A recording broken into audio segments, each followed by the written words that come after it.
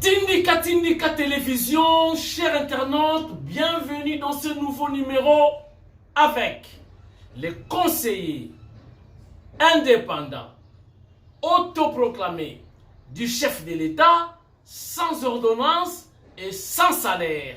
Kamwasi Tshilombo, déjà prêt pour vous informer. Vraiment, to salaba émission, mais ya lelo, c'est une émission extraordinaire. Bengana penza bana. Oyo bachaka makelele. Mais oyo balinga weba makama Congo vanda na bango. Bozala concentré. Restez zen. Bo fongola matoi. Bo comprendre message yakamwasi yalelo. Welcome. Bienvenue. Karibu. Boye imalamu na émission alelo yakamwasi Tshilombo.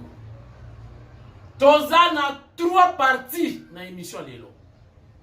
Donc émission est divisée na 3 grandes parties. Tozo lopela masolo oyo toyebisaki bino zala na poto somba mabele na Kinshasa. Zala na poto yeba ke awa nde kisina racine mabele ya bakoko awa yaka na yo zwa mabele na yo. Mais pas n'importe quel mabele ozo vivre na Congo ndenge vivaka na poto ville ya sika masole bandi mindele baye baye misala bandi yora mutero tikala bomo nango sikoyo. Deuxième partie dans les parties mortel combat. Fachi Beto contre Kagame. Aleki sipe trop. Soki mwana muki adako tumbula mukolo fwala kisaye chikoke bibotu bokomona ngo en scénario dans cette émission mortel combat Kagame contre Fachi Beto très bientôt. Et la troisième partie et la dernière ezali ba veuve, ba maman veuve ya IDPS bakele kokutana Augustin Kabuya mwana bute bokomona en image ndenge lekaki na ndenge ba mère balobaki. Sans plus tarder, chers internautes, on continue la première partie, c'est-à-dire zala na poto bongisa mabele tonganda coupe wapi est-ce que ba conflit ezati Kinshasa eza munene kokene kosomaka na cimetière te kokene kosomaka est-ce que ba conflit ezati mais soma pe place kovanda aisément na bana na yo milele na milele botala makambo toyebisa kabino yango ezongi ebandi déjà. Somba mabele na yo place ya malonga ovanda ni bela construction ya sika idéologie ya poto climat mystique minele babani kuya oyo bakotonga ba stade ba hôpitaux basi bakomi yo nde otikali c'était qui est là pour s'amuser. Il faut aussi dire que là dans un terrain à droite là ils vont créer 1000 maisons. Voilà, là c'est tout près de vous. Oui. Donc il suffit de descendre, il y a un petit croisement là, par là, la maison va être créée. Et ce sont des gens, des fonctionnaires de l'État côté finance qui vont venir habiter là, donc toute la famille, 1000 maisons avec leurs enfants, mari et tout ça. Ils vont être là. Je pense qu'avec un peu de chance, ils peuvent commencer à construire cette année-ci. C'est possible. Alors...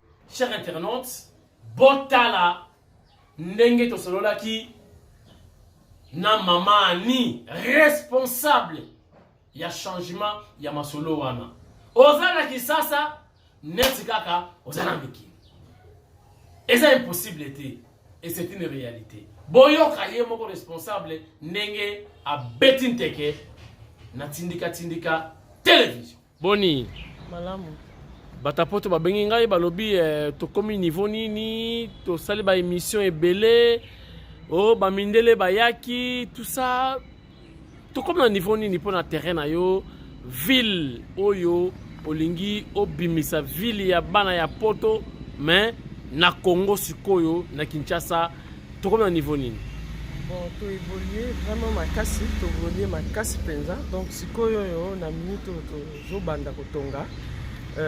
Mindelo komona ki bayaki wana eza pona emplacement ya place université Kozala. Donc université Mibale. Donc bango pe banda mbango pona ko tongela biso université wana. Donc c'était ça le sujet en fait. Et puis en même temps aussi kota la électricité nini oyo tokotia sur place ce que tu utiliser Inga ou bien voilà. Solaire. Voilà ouais. Panneau. Voilà, tout ça qui non on a discussion wana. Bon, na zozon la Belgique à la militaire, je pense que na rozana un peu éclairé une fois que na komi kuna na bango quoi. Mindele o baye wana baye kosala lisuni namoni moko azalaki déjà namoni italien moko namoni suisse bango baye seke bandimi projet na yo makasi vraiment baningi ba accompagner biso tina suka donc ça veut dire que bazo aider ngai na ba emplacement ya ba biloko to ça na ville bisika otokotia la ba hôpital bisika ototia université bisika banda kundenge ba venir kozala et tout ça donc c'est très important que bazala wana na biso. Bon, bah tu vas douter qui est Mindele Baroya, Mindele Saranini, Mindele Baroya, est-ce que c'est vrai? Bah Congolais, bah Banara, boy après, là escroquerie, après boy na boy, bah Mindele wana baye, boy à sa université, à la Suisse, c'est que ça a programme, un modèle nini, université bah Suisse na Congo, c'est la matière. Non, ils ont aucune université standard, hein, mais différent, hein, mais ils ont standard en fait. Donc c'est-à-dire étudiants ici qu'on a aussi dans le monde, aussi là partout. Voilà, partout, voilà. Donc on est partout dans le monde à Sali. Nini etikali siko, nini etikali. Bon, tout etikali quand on a point ya koyeba il on est to utiliser pour l'électricité en fait. On est etikali. Est-ce que ma belle silité? Bon, tout etikali on a ndeko mata na Canada, abengi ngai alobi alinga somba mabele, est-ce que ba place ezanano?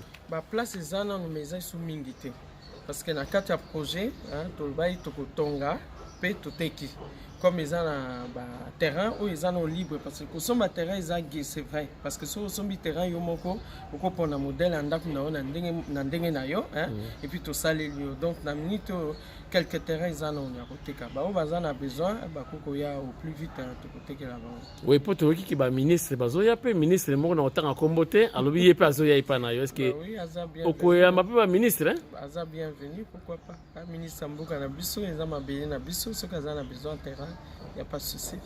Ok, na yoko qui pose un souci que mon konzambo a sali sopo na nzela. Olobi ndenge. Oui, Fachi béton. Voilà, banzela il est belé. Il est vraiment belé pour ces espaces munene. Toza na nzela moko ezokende inga, hein, et kozala bien sur mon konzasungi biso parce que na yoki selon eko ya batuke na nzela wana pe azana ba projet kuna donc ezala bien ce qui a coupé ça coup de main principalement pour na nzela wana. Ok. Bato ba contacter au ndenge parce que total na ba image ya ba mindele sikoyo bayaki et puis opesa biso numéro ya contact total quand même ndenge lekaki bosola kini alors bosola kini na mindele ngo bon baza tellement content ya kolanda ngai na projet wana et c'est gay hein, parce que ce que oye okuti espace eza vide hein eloko ezate et sikoyo boni boko misa espace wana ville eza isengo mingi pona bango en fait koya ko songa biso nde yango bayaki bon total ndenge lekaki hein et puis tozonga ti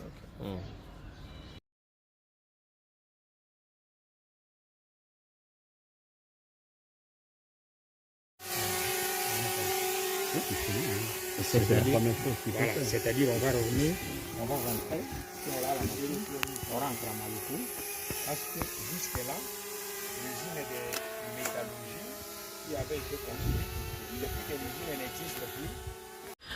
Madame Annie Tolani vidéo ndenge bosololi na ba européen par rapport à programme, par rapport à projet na yo, il y a ville Nengo vivra na poto, mais on doit vivre na Kinshasa. C'est vraiment du nouveau.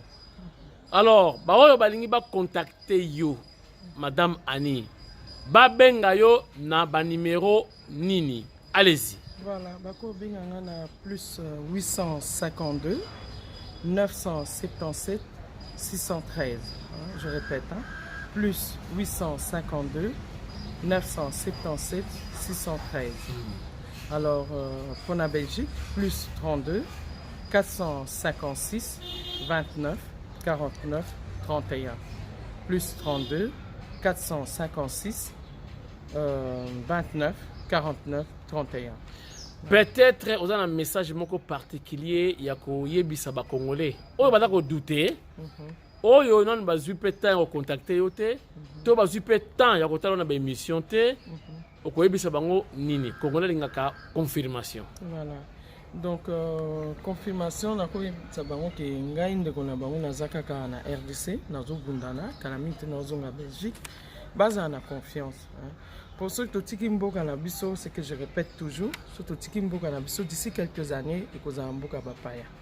Boya bandi konangai, vous avez moins possibilité na yo, otonginda konayo, ozofana na poto. Ah donc c'est-à-dire, mutoko tonganda kona nenge na ye, wana somi mabela pas bien, il faut que toujours bien boire assister. En fait, ceux qui a somi mabele na ye, bisonde tokotongela bango donc bamindele wana société JBC construction na ba congolais bien sûr mais mon modèle c'est quoi ndako modèle ndako akopona ye moko ya pour ni bino botongeli voilà afuti ba maçon voilà afuti construction c'est ça non voilà doit somi mabele afuti na construction voilà donc c'est obligatoire que totongelela ye voilà pourquoi?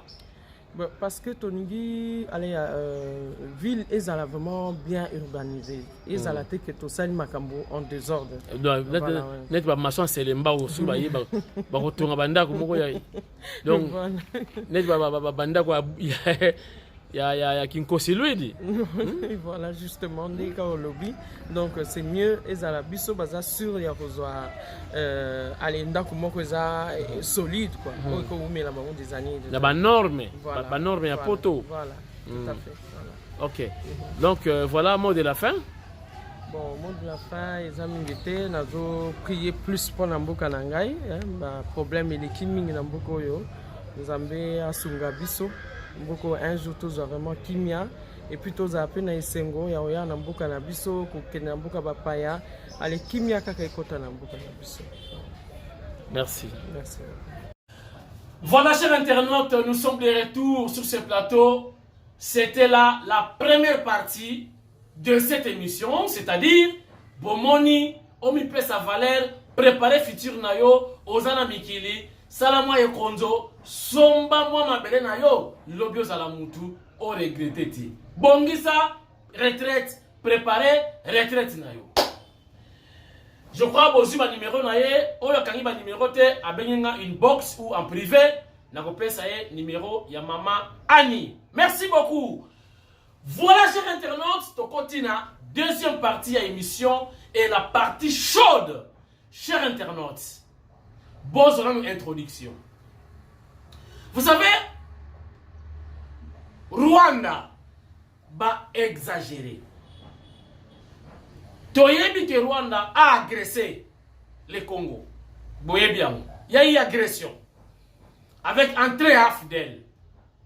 Mais ils ont l'histoire et c'est le cas. Pourquoi il y a aussi la tête à tout moment Rwanda va agresser Bisso? À tout moment Rwanda va agresser Bisso. Toyebi bande kona bango bazali yao ba musu ba officier militaire. Pourquoi? Parce que ba yaka ba agressa Kabiso, il y a eu d'autres rébellions après donc post-guerre ou post-agression. Il y a eu brassage, il y a eu mixage. C'était une opportunité pour nous intégrer ou infiltrer l'armée zaïroise congolaise. Chers internautes, ni n'amo ici la kati. Kagame se croit qui? Namoni to comme na guerre. Attends, le système yakala kaka, système yakala. Oh, ils ont qui minuna minuk, qui minuna minuk, donc ton compte c'est kaka Rwanda. Mais trop c'est trop. Et puis Kagame poids mouche, alors qu'on s'est mesuré, na fati béton poids lourd. Bota la sikoyo makamego salama. Biso mo to pousser ce qu'on fati. Biso mo. Trop c'est trop. Donc ye azomonaka kobeta biso kaka kotinda basoda kowanga musale yango kowangana na ambassadeur ya Rwanda zalaka kaka kowangana bakaki basoda bango bamatrikili makamutu emonani kowangana sikoyo futo beta na ya solo en illustration nakoti nazoya bomona sikoyo makamero lekao bomona nakoti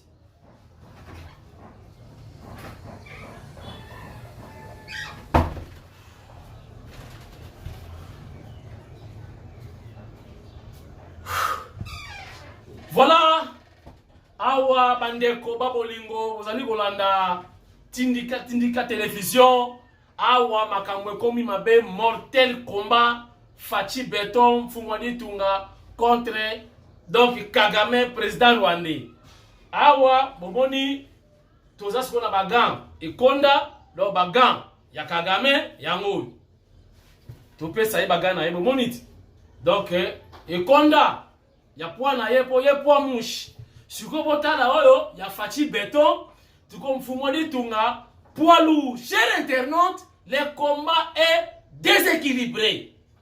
Comment le combat est déséquilibré? Parce que Fachi Beton a dit poids lourd, Kagame, poids mouche. Mais il y a Fachi chaque jour. Donc le roi a entraîné Fachi Beton comme on a Nana, Manouanina, Kiumba, Mfumubuku, les professeurs des universités, il y a coach de Fachi Beton.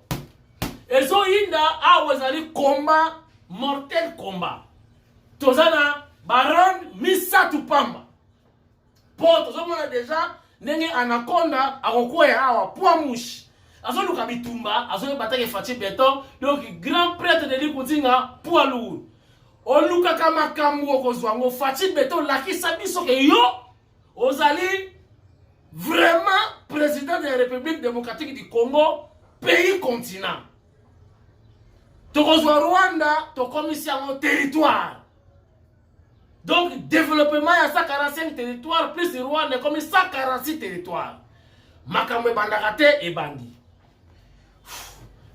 Donc voilà, chers internautes, te présenter vidéo d'abord l'athlète Fachi Beton Fungwani Tunga, président ya RDC. Yeyo.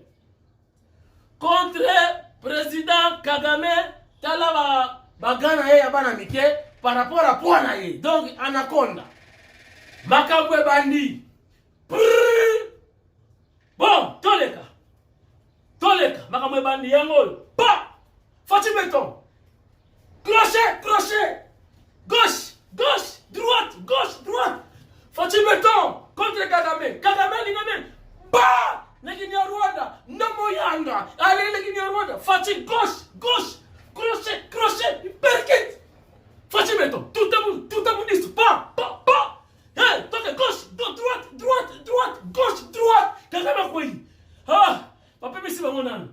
Kagame kuna banemo le leki ni Rwanda. Facha pusani. Chez internaute, awa zamabe, match zamabe. Pas deuxième round, ba koti. Mukontombolo. Fête, Mukontombolo. Yeah, sikif, Mukontombolo azongi. Droite. Gauche, droite, gauche. Ah, Fachi Beton. Lanae, affûté Kagame. Crochet, perkit. Kagame allez la Kenya Rwanda. Droite, gauche, droite. Kagame KO. Papa c'est maï. Ça continue sur Internet. Fachi Beton armé contre Kagame. Kagame Baneko Lemba. Je vous dis que le combat est déséquilibré. Poids lourd contre poids mouche. Kagame Anaconda contre Fachi Beton, poids lourd. Bon, il y a petit peu de rang de Suka pour Walande Suka Masolo. Bon, Fachi Beton Sugoyo. Abongi si Sugoyo Bibotu. Donc, bana ya kanseta, na bana ya kankokolo. Bamura kutu nanote. Kanseta, bapara, kankokolo. Donc, base logistique. Bazo kita sikuru. Fachi Beton comme ça biso sonité. La qui sabiso que on a réellement président ya RDC. La qui sabiso réellement que RDC o le bunda guerre mondiale. Bon, Rami Yasuka, cher internaute, bota la sikoyo. Mu kwantom bolo sikoyo kuna nana manuanina. Donc coach, alors tina Fachi sikoyo na chiluba. Tout à modisu. Hey yaya. Bakoti. Béton. Béton. Béton. Kagame. Kema. Kagame Betty. Sikiv. Droite. Droite. Gauche. Gauche. Pergit. Crochet. Crochet. Pergit. Crochet. Bah. Kagame Kao. Kagame Kao. Fachi Béton. Mukwantombolo. Kao. Chers internautes, voilà. Ma solo yangoyo. Bon comparé. Bon talanan. Tali bon mke. Poids lourd contre poids mouche. Match ici la raté Sili. Kagame Kao. To récupérer Rwanda et comme 146e territoire. Ya RDC. Sur total nana wakota makambo. Voilà. Chers internautes, c'était une illustration.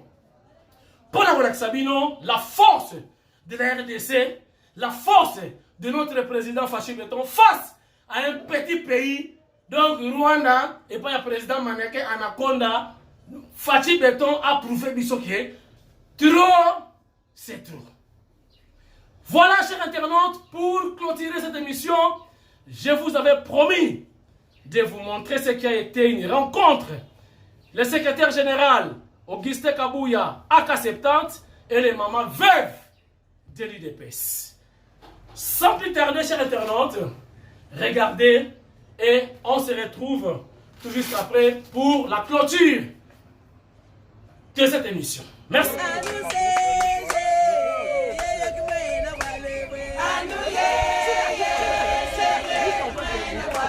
Sa disponibilité à toujours écouter les désidératas de chaque structure du parti s'est fait accompagner ce jour d'une attention particulière aux doléances des femmes veuves de la Fédération UDPS district de la Tchango. Ngandayala, site touristique et milieu fréquenté le plus souvent par les familles nantis, c'est ici que Monabouté a préféré communier avec ces dames veuves pour qui il n'a cessé de témoigner sa haute considération. Mais ceux qui veuves azalandot. Comment Nzambe moko azolobaka ngana za Nzambe ya ba veuve na ba orphelin. Soki ozongisika muto abengi veuve kaza mdoki. Ozongisi kaka na liloba Nzambe. C'est-à-dire Nzambe azalaka pona ko défendre bando. Puisque Nzambe alobike nga Nzambe na za Nzambe ya ba veuve na ba orphelin. Oyo nyonso akosimba veuve asimbi nga Nzambe atenga musapina liso. Mais comment mutu normal oko réfléchir ndengwana?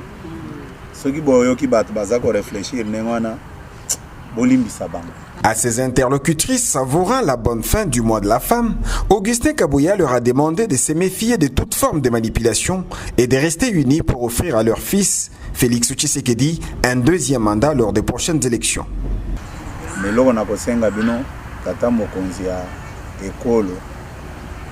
Alingi division na kati na bisote. Alingi toza la bomoko. Batu ba mema bino na distraction te. Ba voix na bino ekosala ke azwa mandat ya mibale. Amen. Tokomi na pouvoir na biso. Pandémie ya Covid ekoti, bitumba kota este ekoti.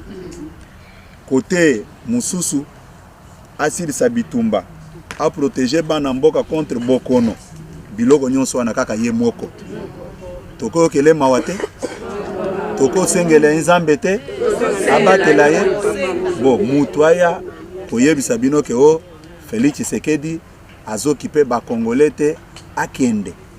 Bino boko sepa na eloko wana. Soki boki mutu azako kanisa biloko wana. Amen. Sans tarder, les mamans veuves de l'UDPS Tchango ont imploré la divinité suprême pour sa miséricorde sur ses serviteurs au service de la nation.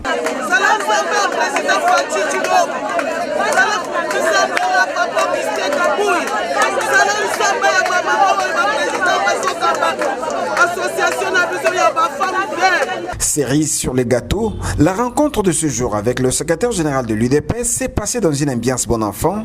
C'est ce qu'on pouvait noter de l'euphorie de ces invités spéciaux de Augustin Kabouya. Nzambe azala nzambe na ye nzambe biso ayambaki biso nde biso ba veuve tokendaki kosolola na ye komonana na ye ayambi biso na esengo pe na kimia pote ezali mingi te lokola esika ye azali ayamba lokola bato mike ba veuve esika mosusu komona bazobengana ba veuve mais kasi ye azoyamba ba veuve ye azosunga ba veuve ye azali kosalisa ba veuve nde tokrotire na ye moi de la femme alubito kende to retirer moi de la femme to salina lo sambo na biso ke nzambe abatela ye nzambe abatela président ya république makamu nyonso ezali ko salama na Congo nzambe azala liboso.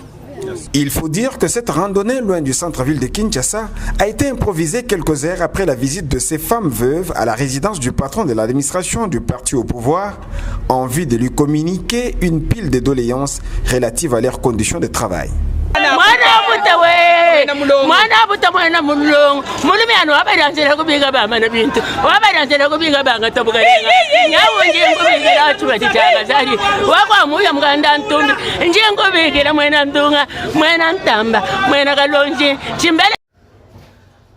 Voilà, va déclarer Fachi déjà les gagnants du combat mortel ou mortel combat entre Fachi Béton et président Kagame, président Anaconda, poids mouche.